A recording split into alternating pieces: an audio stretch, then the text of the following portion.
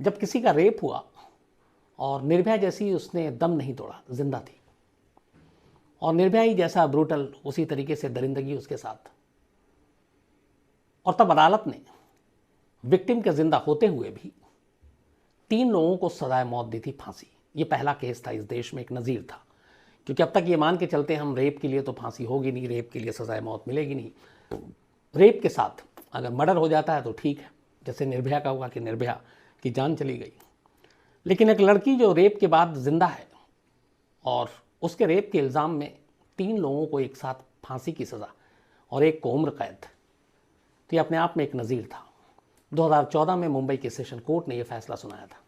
आज मैं आपको इसलिए बता रहा हूँ कि आज यानी 25 नवंबर 2021 सेशन कोर्ट के उस फैसले के 7 साल के बाद बॉम्बे हाई कोर्ट ने फैसला सुनाया इसी केस पर। इस फैसले को चैलेंज किया था आरोपियों ने और बॉम्बे हाई कोर्ट ने सेशन कोर्ट के उस फैसले को पलट दिया। सेशन कोर्ट ने अपने फैसले में कहा था कि सजाए मौत इसलिए दे रहा हूं क्योंकि ये लोग समाज में घुल मिलकर रहने के लायक नहीं हैं, ये आदतन अपराधी हैं, और इन दोनों को एक नहीं बल्कि 2 अलग अलग रेप के मामले में सजाए मौत मिली। एक ही जगह पर एक ही तरीके से 2 अलग अलग लड़कियों के साथ इन्होंने रेप किया था, और इसीलिए अदालत ने माना कि ये इनका पहला जुर्म नहीं है, इससे पहले भी जुर्म कर चुके हैं और ये सुधरने वाले नहीं हैं। तो जब सुधरने वाले नहीं हैं तो फिर ख़तरनाक हैं ये सोसाइटी के लिए, महिलाओं के लिए, इसलिए इनका मर जाना ठीक है। ये कहते हुए सेशन कोर्ट ने 3 को फांसी की सज़ा दी थी, 1 को उम्र कैद, 1 नाबालिग था इसलिए उसको 3 साल की सज़ा हुई। आज 25 नवंबर 2021 को बॉम्बे हाई कोर्ट ने उन 3 जिन लोगों को फांसी हुई थी उस फांसी को उम्र कैद में तब्दील कर दिया। बॉम्बे हाई कोर्ट का यह कहना था कि इन तीनों ने जो जुर्म किया उसके लिए इनको पश्चाताप करना चाहिए, और पश्चाताप करने के लिए ज़रूरी है कि ये जिंदा रहें, जेल में सड़ें, समाज से कटकर रहें और अपने गुनाहों का हिसाब गिनें, और इसीलिए इनकी मौत की सज़ा को उम्र कैद में बदल दिया जाता है। ये आज बॉम्बे हाई कोर्ट का फैसला था। ये जो दोनों रेप थे अपने ज़माने में सुर्खियों में थे, इसलिए कि जस्ट कुछ वक्त पहले दिल्ली में निर्भया कांड हुआ था और उसके बाद निर्भया 16 दिसंबर 2012 को हुआ था, और लगभग 8 या 9 महीने के बाद मुंबई में शक्ति मिल गैंगरेप के नाम से ये मशहूर हुआ था। इसी नाम से लोग जानते हैं इस इंसिडेंट को, बल्कि यहाँ मशहूर शब्द गलत है क्योंकि ये बहुत ही हैवानियत वाली चीज़ थी, तो कुख्यात कह सकते हैं हमें। शक्ति मिल गैंगरेप, उसी के ऊपर ये फैसला था। बहुत सारे लोगों ने बहुत वक्त से कहा था कि आज फैसला भी आ गया है, तो आप इसकी डिटेल बताएं।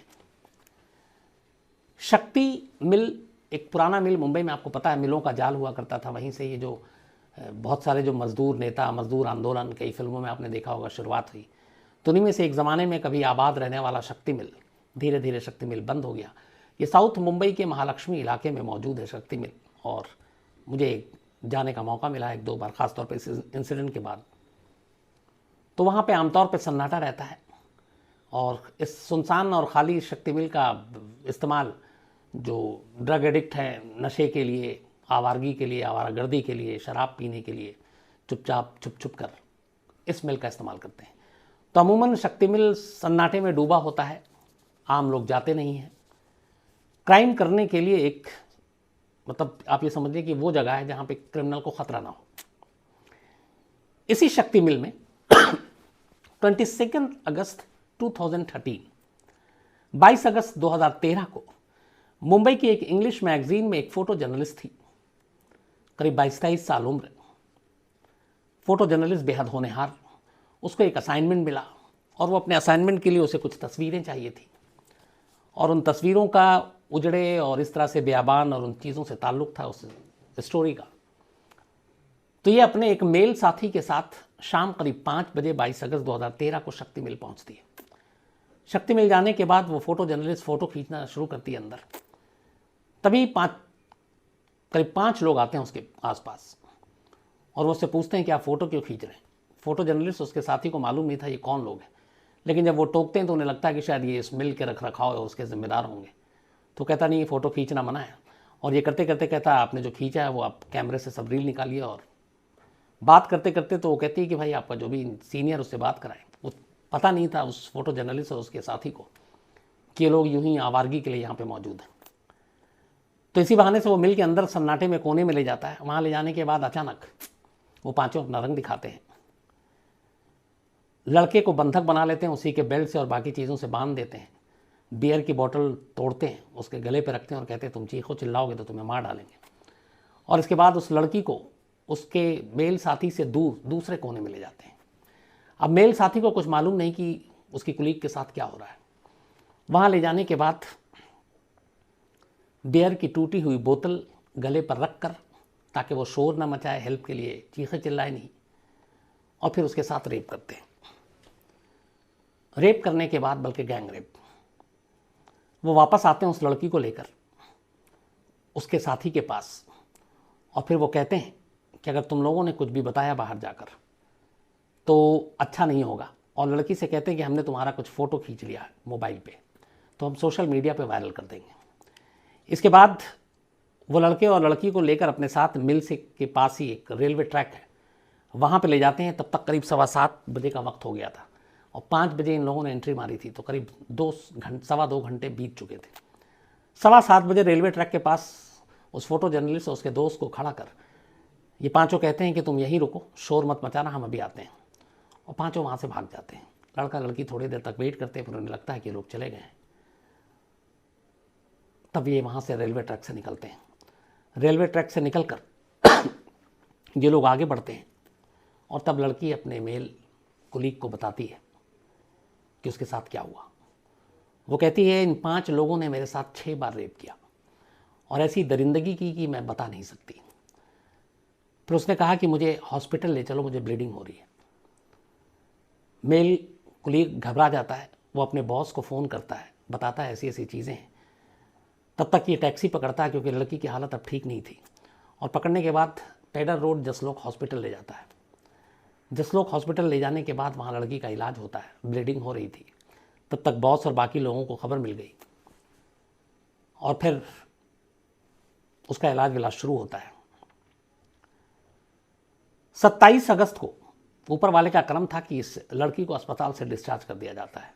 वो बच गई थी, लेकिन डिस्चार्ज होने से पहले लड़की पुलिस को हॉस्पिटल में ही बयान देती है और बाकायदा मीडिया में एक बयान देती है। उसकी हिम्मत की दाद देनी पड़ेगी। और वो कहती है अपने बयान में कुल मिलाकर कि जो कुछ मेरे साथ हुआ, मैं दुआ करती हूँ कि इस देश या दुनिया की किसी भी महिला या लड़की के साथ ऐसा ना हो। जो दरिंदगी मेरे साथ हुई है वो किसी के साथ ना हो। जो तकलीफ़, जो ज़ख्म झेला है वो कोई और लड़की या महिला ना झेले। उसने कहा कि ऐसे लोगों को सज़ा मिलनी चाहिए और मैं चाहती हूँ सज़ा मिले, लेकिन इस रेप के बाद मेरी ज़िंदगी ख़त्म नहीं हुई, मैं लड़ूंगी। फिर उसने ये कहा कि मुझे अपने पेशे से बहुत प्यार है, मैं लड़ाई रखूंगी, उन्हें सज़ा दिलाऊंगी और जल्द से जल्द मैं अपनी ड्यूटी पे लौटना भी चाहती हूँ। जिसके साथ इतनी दरिंदगी हुई है वो 24 घंटे के अंदर, 48 घंटे के अंदर बयान देकर अपनी ख्वाहिश बता रही है कि वो हारेगी नहीं, वो मरेगी नहीं, वो डरेगी नहीं, वो घबराएगी नहीं, शर्माएगी नहीं, बल्कि लड़ेगी और वापस अपनी ड्यूटी ज्वाइन करेगी। अब तब तक मीडिया में भी बयान आया एक फ़ोटो जर्नलिस्ट के साथ। इधर 8 महीने पहले तक निर्भया को लेकर पूरा देश गुस्से में था, तो पुलिस के ऊपर भी प्रेशर पड़ा। मुंबई पुलिस की क्राइम ब्रांच की टीम के अलग अलग लोगों को मिलाकर 20 टीमें बनाई गई अब इस फोटो जर्नलिस्ट के रेपिस्ट को पकड़ने के लिए। 16 पुलिस स्टेशन के लोग इसमें शामिल किए गए।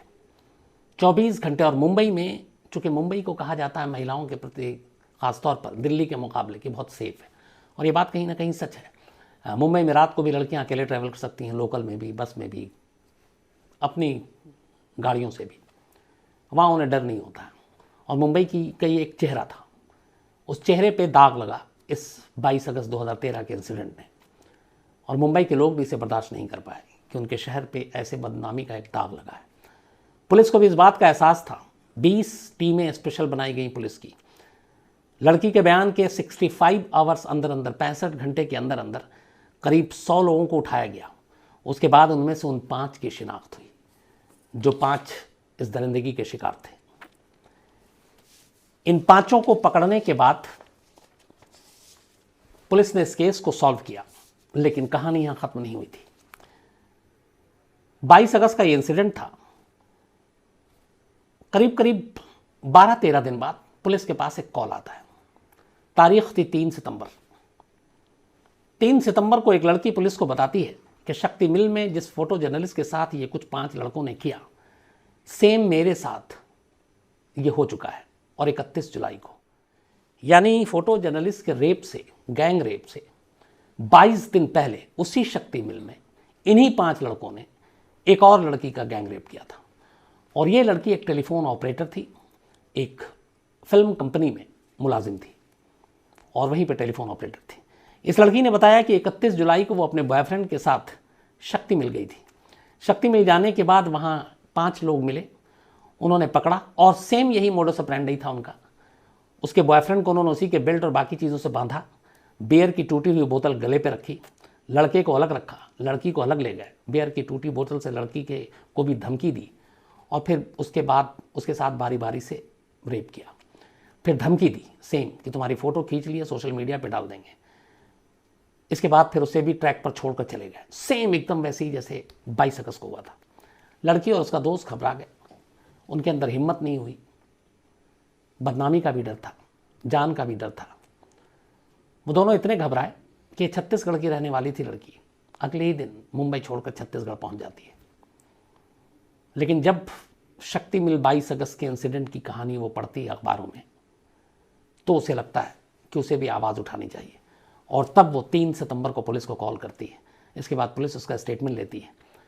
फिर बाकायदा उन 5 की शिनाख्त करवाई जाती है और ये 5, इनमें से 4 लगभग वही थे, 4 वही थे हूबहू जिन्होंने उसके साथ रेप किया था, उस फोटो जर्नलिस्ट के साथ। जो 5 लोग थे उनके नाम हैं सिराज रहमान खान, विजय मोहन जाधव, मोहम्मद सलीम अंसारी, मोहम्मद कासिम हाफिज और एक उस वक्त था बाबू जो नाबालिग था। जिस टेलीफोन ऑपरेटर के साथ रेप हुआ, ये मैं आपको 5 उन लोगों के नाम बता रहा हूं जिन्होंने फोटो जर्नलिस्ट के साथ रेप किया था। फिर से बताता हूं, सिराज रहमान खान, विजय मोहन जाधव, मोहम्मद सलीम अंसारी, मोहम्मद कासिम हाफिज और बाबू। टेलीफोन ऑपरेटर के साथ जिन 5 लोगों ने रेप किया था उनके नाम है मोहम्मद अशफाक शेख, विजय मोहन जाधव, मोहम्मद सलीम अंसारी, मोहम्मद कासिम हाफिज और एक जे। ये उस वक्त नाबालिग था। तो इन 2 गैंग रेप में 2 लोग नाबालिग थे। अदालत ने इन दोनों को मैक्सिमम 3-3 साल की सज़ा दी और इन्हें भेज दिया जुवेनाइल जस्टिस बोर्ड में। 3 साल की सज़ा काट कर वो बाहर भी आ गए, अब कहीं इसी माहौल में होंगे। लेकिन जो बाकी इसमें 4 लोग थे, उन 4 में ख़ास बात ये थी कि 4 ने पहले रेप किया था 31 जुलाई को और फिर 22 अगस्त को।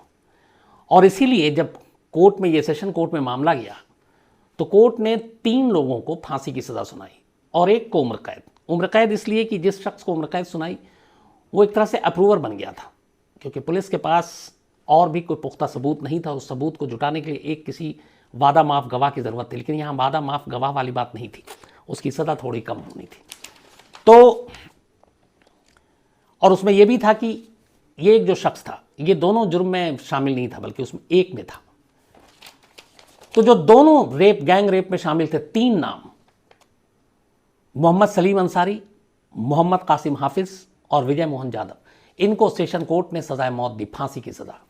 सिराज रहमान को उम्र कैद की सज़ा दी और यही सज़ा सेम उस टेलीफोन ऑपरेटर के लिए दिया गया। फांसी की सज़ा उसके लिए भी मोहम्मद सलीम अंसारी, मोहम्मद कासिम हाफिज और विजय मोहन जाधव, इन तीनों को फांसी की सज़ा दी गई थी। और इसकी वजह यह थी कि एक बार नहीं, इन्होंने 2 बार दोहराया। और अदालत का यह मानना था कि जो शख्स बार बार क्राइम को रिपीट करता है, इसका मतलब है आदतन अपराधी है, सुधरने लायक है नहीं, समाज में रहने लायक नहीं है, समाज के लिए ख़तरनाक है और इसीलिए इसे मैक्सिमम पनिशमेंट मिलनी चाहिए। और सेशन कोर्ट ने, मुझे लगता है, बहुत अच्छा फैसला दिया था।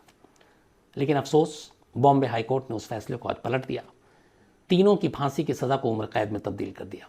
मुझे लगता है हमारे देश में महिलाओं की सुरक्षा और रेप के केसेस जिस तरीके से बढ़ रहे हैं, और ख़ासतौर पर कन्विक्शन रेट सिर्फ 25% है।